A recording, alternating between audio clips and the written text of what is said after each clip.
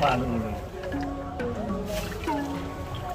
တော့မင်းအခုအရင်ကကြာရင်းနေတယ်ဟောဒီနေ့လူသားနဲ့ကုသိုလ်ရှင်ကတော့ကိုစောမင်းခိုင်မကကထွန်းမိသားစုတပိမေတ္တာစီလူသားနဲ့စာမျိုးစွမ်းပါဗျာ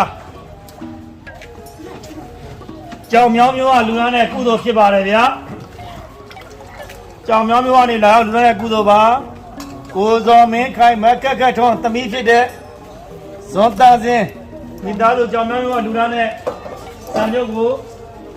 ဟာရဒါနာကိုရွှေပြူစေရူမှာလာရောက်ပြီးတော့လူသားကုသိုလ်ပြုပေးခြင်းဖြစ်ပါတယ်ကိုစောမင်းခိုင်မကကထွန်းတို့တမိဇွန်သားစင်းလူသားနဲ့ဟာရဒါနာများသုံးဆောင်ကြတဲ့ဝေဒနာရှင်များလည်းဒီခါသားများယောဂဝေဒနာများများဟော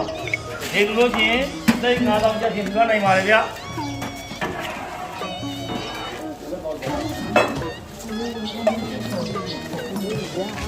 Yeah.